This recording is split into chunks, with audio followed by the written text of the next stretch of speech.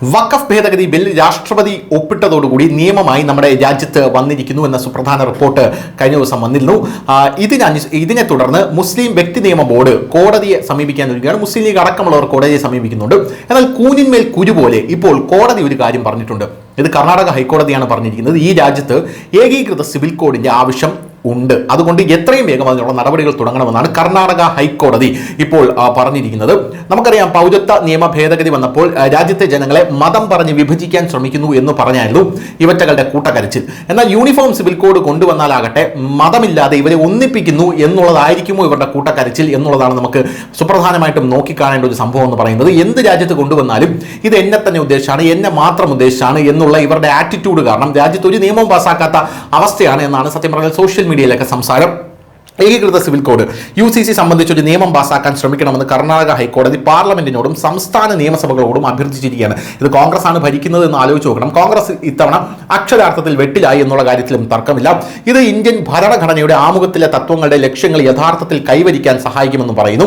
മരിച്ച മുസ്ലിം സ്ത്രീയായ ഷഹനാസ് ബീഗത്തിന്റെ സഹോദരങ്ങളും ഭർത്താവും തമ്മിലുള്ള സ്വത്ത് തർക്കവുമായി ബന്ധപ്പെട്ട സിവിൽ അപ്പീലിൽ വിധി പറയുന്നതിനിടെയാണ് ജസ്റ്റിസ് ഹൻജത് സഞ്ജീവ് കുമാർ അധ്യക്ഷനായ സിംഗിൾ ജഡ്ജ് ബെഞ്ച് ഈ അപ്പീൽ നൽകിയത്. വ്യക്തി നിയമവും മതവും സംബന്ധിച്ച് രാജ്യത്തിന് ഒരു ഏകീകൃത സിവിൽ കോഡ് അത്യാവശ്യമാണ്. എങ്കിൽ ഇന്ത്യൻ ഭരണഘടനയുടെ ആർട്ടിക്കിൾ 13 ലക്ഷ്യം കൈവരിക്കാനാകും എന്നും കോടതി പറഞ്ഞിട്ടുണ്ട്. യഥാർത്ഥത്തിൽ ഇവർ ഭരണഘടനയുടെ തത്വങ്ങളും മൂല്യങ്ങളും ഉയർത്തിപ്പിടിക്കുന്നു. കയ്യിൽ ഭരണഘടന തലതിരിച്ചുകൊണ്ട് നടക്കുന്നു. എന്നാൽ ഈ ഭരണഘടന ഒന്ന് തുറന്ന് വായിക്കാനുള്ള ബുദ്ധി ഇവർക്കില്ലാതെ പോയി എന്നുള്ളതാണ് ഇതിൽ പ്രധാനപ്പെട്ട ഒരു കാര്യം. കാരണം ഭരണഘടനയിൽ ഏകീകൃത സിവിൽ കോഡ് കൊണ്ടുവരണം എന്ന് കൃത്യമായി പറഞ്ഞിട്ടുണ്ട്. ആ ഭരണഘടന പറയുന്ന കാര്യമാണ് ഇവർ അനുസരിക്കാതിരിക്കുന്നത് എന്നുള്ളതാണ് വേറൊരു കാര്യം. വഖഫ് ബില്ല് വന്ന സ്ഥിതിക്ക് ഉടനെ തന്നെ ഏകീകൃത സിവിൽ കോഡ് നമ്മുടെ രാജ്യത്ത് വരുമെന്നുള്ള കാര്യത്തിൽ തർക്കമില്ല. അപ്പോൾ ഒരു കൂട്ടക്കരച്ചിൽ കാണാം എന്നുള്ളതാണ് ഇതിലെ രസകരമായിട്ടുള്ള സംഭവം എന്ന് പറയുന്നത്. അനന്തരാവകാശ നിയമങ്ങളും വ്യക്തിമത നിയമങ്ങളും നിയന്ത്രിക്കുന്ന ലിംഗനീതിയെക്കുറിച്ച് ഈ കേസ് ചോദ്യങ്ങൾ ഉയർത്തി. ഭരണഘടനയുടെ 44-ാം അനുച്ഛേദം പ്രകാരം ഏകീകൃത സിവിൽ കോഡ് നടപ്പിലാക്കുന്നതിന് ആഭിമുഖ്യത്തിൽ പ്രതിപാദിച്ചുള്ള നീതി, സ്വാതന്ത്ര്യം, സമത്വം, സാഹോദര്യം, ദേശീയ ഐക്യം എന്നീ ആദർശങ്ങളെ നിറവേറ്റുമെന്ന് ജസ്റ്റിസ് കുമാർ ഊന്നിപ്പറഞ്ഞു. വ്യക്തി നിയമവും മതവും സംബന്ധിച്ച് രാജ്യത്തിന് ഒരു ഏകീകൃത സിവിൽ കോഡ് ആവശ്യമാണ്. എങ്കിൽ മാത്രമേ ഇന്ത്യൻ ഭരണഘടനയുടെ ആർട്ടിക്കിൾ 14 ലക്ഷ്യം കൈവരിക്കാൻ കഴിയൂ എന്നും കോടതി പറഞ്ഞു. ഭരണഘടന പ്രകാരം ഇന്ത്യയിലുടനീളം സ്ത്രീകൾ തുല്യ പൗരന്മാരാണെങ്കിലും മതത്തെ അടിസ്ഥാനമാക്കിയുള്ള വ്യക്തി നിയമങ്ങൾ കാരണം അവരെ തുല്യമായി പരിഗണിക്കാൻ സാധിക്കുന്നില്ലെന്ന് കോടതി വീണ്ടും ഊന്നി പറഞ്ഞിരിക്കുകയാണ്.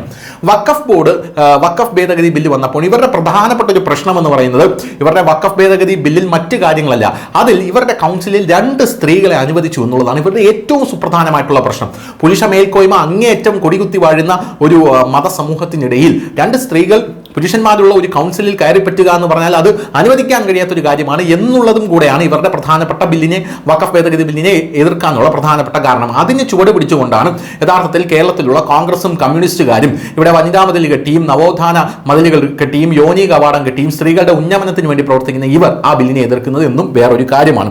എന്തായാലും ഈ സമത്വം പ്രകടമാക്കുന്നതിനായി ഹിന്ദു മുസ്ലിം വ്യക്തി നിയമങ്ങൾ പ്രകാരമുള്ള പിന്തുടർച്ചാവകാശങ്ങളെ ബെഞ്ച് താരതമ്യം ചെയ്തു. ഹിന്ദു നിയമം പെൺമക്കൾക്ക് പിതൃസ്വത്തിൽ തുല്യ അവകാശം നൽകുന്നു. അതേസമയം മുസ്ലിം വ്യക്തി നിയമം സഹോദരങ്ങളെയും സഹോദരിമാരെയും വേർതിരിക്കുന്നു. സഹോദരങ്ങൾക്ക് ഷെയർമാർ എന്ന പദവി നൽകുന്നു. അതേസമയം സഹോദരിമാർ പലപ്പോഴും അവശിഷ്ട വിഭാഗത്തിൽ പെടുന്നു എന്നുള്ളതാണ്. അവർക്കൊരു ചെറിയ വിഹിതം നൽകുന്നു. ഗോവ, ഉത്തരാഖണ്ഡ് തുടങ്ങിയ സംസ്ഥാനങ്ങൾ ഏകീകൃത സിവിൽ കോഡ് നടപ്പിലാക്കുന്നതിനുള്ള നടപടികൾ ഇതിനകം സ്വീകരിച്ചിട്ടുണ്ടെന്ന് കോടതി ചൂണ്ടിക്കാട്ടി. അത്തരത്തിലൊരു കോഡ് നടപ്പാക്കുന്നതിനുള്ള നിയമപരമായ ശ്രമങ്ങൾ ആരംഭിക്കുമെന്ന പ്രതീക്ഷയിൽ കേന്ദ്ര സർക്കാരിന്റെയും കർണാടക സർക്കാരിന്റെയും പ്രിൻസിപ്പൽ നിയമ സെക്രട്ടറിമാർക്ക് വിധിന്യായത്തിന്റെ പകർപ്പ് അയക്കാൻ രജിസ്ട്രാർ ജനറലിനോട് ഇപ്പോൾ കോടതി നിർദ്ദേശിച്ചിരിക്കുകയാണ് എന്ന സുപ്രധാനമായിട്ടുള്ള റിപ്പോർട്ടാണ് ഇപ്പോൾ നമുക്ക് ലഭിക്കുന്നത്. പ്രമുഖ നേതാക്കളും ഭരണഘടനാ ശില്പികളും ഏകീകൃത സിവിൽ കോഡിന് നൽകിയ ചരിത്രപരമായ പിന്തുണയെയും കോടതി ചൂണ്ടിക്കാട്ടിയിട്ടുണ്ട്. എന്തായാലും കോടതി ഇതൊക്കെ ചൂണ്ടിക്കാട്ടും. കോടതി ചൂണ്ടിക്കാട്ടിയ ശേഷം ഇത് നിയമമാകും എന്ന് കാണുമ്പോൾ ഇവർ അതായത് ഈ പ്രതിപക്ഷ പാർട്ടി കോൺഗ്രസ്, കമ്മ്യൂണിസ്റ്റ്, പിന്നെ മുസ്ലിം മത മൗലികവാദം പേറുന്ന ധാരാളം പാർട്ടികൾ നമ്മുടെ രാജ്യത്തുണ്ട്. ഈ പാർട്ടികളെല്ലാം തന്നെ ഇവർ ആ പ്രമുഖനെ എല്ലാം മറക്കും. അതിപ്പോൾ അംബേദ്കർ ആയിക്കൊള്ളട്ടെ, മറ്റാരും ആയിക്കൊള്ളട്ടെ, അംബേദ്കർ ഇവർക്ക് അനുകൂലമായിട്ടുള്ള കാര്യങ്ങൾ പറഞ്ഞാൽ മാത്രം അംബേദ്കർ ഇവർ അനുകൂലിക്കും. യഥാർത്ഥത്തിൽ ഇവർക്കെതിരായിട്ടുള്ള കാര്യം പറഞ്ഞാൽ എന്ത് അംബേദ്കർ, എന്ത് ഭരണഘടനയിൽ ഏത് ഏകീകൃത സിവിൽ കോഡ് എന്നുള്ള രീതിയിലാണ് ഇവരുടെ പെരുമാറ്റം എന്ന് പറയുന്നത്. യഥാർത്ഥത്തിൽ ഭരണഘടന അനുസരിച്ച് പ്രവർത്തിക്കുന്ന ഒരു പാർട്ടി അത് കേന്ദ്രം ഭരിക്കുന്ന BJP മാത്രമേ ഉള്ളൂ എന്ന് ചില സമയത്ത് നമുക്ക് തോന്നിപ്പോകുന്നതിന്റെ പ്രധാനപ്പെട്ട കാരണം ഇതൊക്കെയാണ്. എന്തായാലും ദേശീയ ഐക്യവും സമത്വവും പ്രോത്സാഹിപ്പിക്കുന്നതിനായി ഏകീകൃത സിവിൽ കോഡ് നിയമത്തിനായുള്ള തന്റെ പിന്തുണയെ പരാമർശിക്കുന്നതിനും ഇതിൽ ഉൾപ്പെടുന്നു. BR Ambedkar, Sardar Vallabhbhai Patel, doctor Rajendra Prasad, P. Krishnamachari, Maulana Hazrat Mohani എന്നിവരുടെ പ്രസംഗങ്ങൾ പരാമർശിക്കപ്പെട്ടു. ഈ ഏകീകൃത സിവിൽ കോഡുമായി ബന്ധപ്പെട്ട സഹോദരി ഷഹനാസ് ബീഗം ഉപേക്ഷിച്ച സ്വത്ത് വിഭജിക്കുന്നതിനെ ചോദ്യം ചെയ്ത സമീഉള്ള ഖാനും മറ്റുള്ളവരും സമർപ്പിച്ച അപ്പീലിലാണ് കോടതി വിധി പ്രസ്താവിച്ചത്. News desk, news India Malayalam.